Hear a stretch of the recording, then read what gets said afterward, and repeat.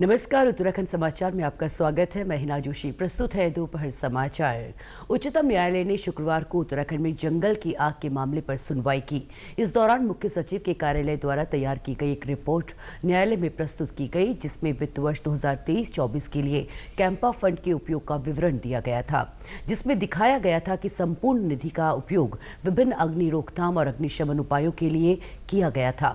वित्त वर्ष 2024-25 के लिए स्वीकृत 10 फंड अगले फायर सीजन 2025 से पहले सर्दियों के महीनों में वन अग्नि की रोकथाम और नियंत्रण कार्यों के लिए निर्धारित किए गए हैं। राज्य ने न्यायालय को ये भी बताया कि वन विभाग में क्षेत्रीय स्तर पर रिक्त पदों को भरने के लिए तत्काल कदम उठाए जा रहे हैं और उत्तराखंड लोक सेवा आयोग और उत्तराखंड अधीनस्थ सेवा चयन आयोग इस पर सक्रिय रूप से काम कर रहे हैं। राज्य ने चीड़ की पत्तियों से लगने वाली आग को नियंत्रित करने के लिए उठाए जा रहे कदमों के बारे में भी विस्तृत जानकारी दी और बताया कि राज्य सरकार ने चीड़ की पत्तियों और अन्य बायोमास से बिजली उत्पादन के लिए नीति अधिसूचित की है। राज्य सरकार की जानकारी से संतुष्ट होकर और उसकी सराहना करते हुए न्यायालय ने सभी पक्षों से एक साथ बैठकर भविष्य के लिए रणनीति बनाने को कहा और मामले की सुनवाई सितंबर 2024 तक स्थगित कर दी। चमोली जिले के उच्च हिमालयी क्षेत्र में स्थित पंच केदारों में से चतुर्थ केदार रुद्रनाथ मंदिर के कपाट आज ब्रह्म मुहूर्त में ग्रीष्मकाल के लिए खोल दिए गए हैं। इस मौके पर यहां मुख्य पुजारी आचार्य वेद प्रकाश भट्ट ने पौराणिक परंपराओं के अनुसार पूजा अर्चना कर मंदिर के कपाट खोले। मंदिर के कपाट खुलने के मौके पर सैकड़ों की संख्या में शिव भक्तों ने भगवान रुद्रनाथ के दर्शन कर पूजा अर्चना की।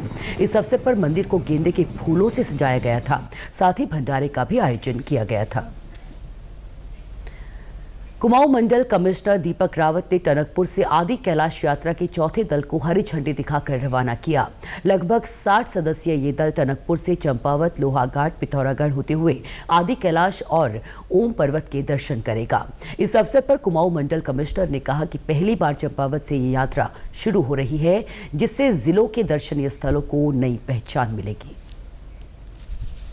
नॉर्मली इसका रूट जो है काठगोदाम होते हुए और पहली बार इसको टनकपुर से करा रहे हैं और इस पैकेज में कुमाऊं का जो अन्य जो दर्शनीय स्थल हैं उनको भी इंक्लूड किया हुआ है। जहाँ हम लोग चंपावत लोहाघाट से रहे, लेकिन लौटते हुए मोड़ा काठगोदाम से ही लौटेंगे। बहुत सारे स्पॉट्स कवर होंगे और इसमें चंपावत के जो हमारे यहाँ पे पर्यटन स्थल हैं और दर्शनीय स्थल हैं उनको भी अच्छी पहचान मिलेगी। देश भर में इसके बारे में बात होगी। यहाँ पे जो यात्रीगण आए हैं वो भी इसके बारे में बातचीत करेंगे और कुल मिला के जो संभावनाएं चंपावत में हैं इनको मैं समझता हूं कि आगे बढ़ाने में और मदद मिलेगी।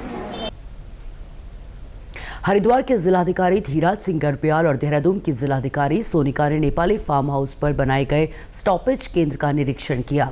इस स्टॉपेज केंद्र का उद्देश्य चारधाम यात्रा के दौरान यातायात प्रबंधन को और बेहतर बनाना है। आपको बता दें कि पूरे देश से बड़ी संख्या में लोग चारधाम यात्रा के लिए पहुंच रहे हैं। हरिद्वार से चारधाम के लिए जाने वाला ट्रैफिक हरिद्वार से गुजरने के बाद स्टॉपेज केंद्र से होकर गुजरेगा, जहां दोनों जिले की पुलिस फोर्स और अन्य अधिकारी यात्रा के लिए अधिकृत और पंजीकृत यात्री वाहन को चेक करने के बाद ही आगे भेजेंगे। बिना पंजीकरण वाहनों को यहां से वापस भेजा जाएगा। इससे पहाड़ी क्षेत्रों में लगने वाले जाम से निजात मिलेगी। केदारनाथ धाम को प्लास्टिक फ्री करने की मुहिम के अंतर्गत जिला प्रशासन ने निजी संस्था के सहयोग से इस बार यात्रा मार्ग पर 2 प्लास्टिक वेंडिंग मशीन लगाई है। एक मशीन गौरीकुंड जबकि दूसरी केदारनाथ धाम परिसर में लगाई गई है। इस मशीन में यात्री अपने QR कोड वाली बोतल जमा कर 10 रुपए रिफंड प्राप्त कर सकते हैं।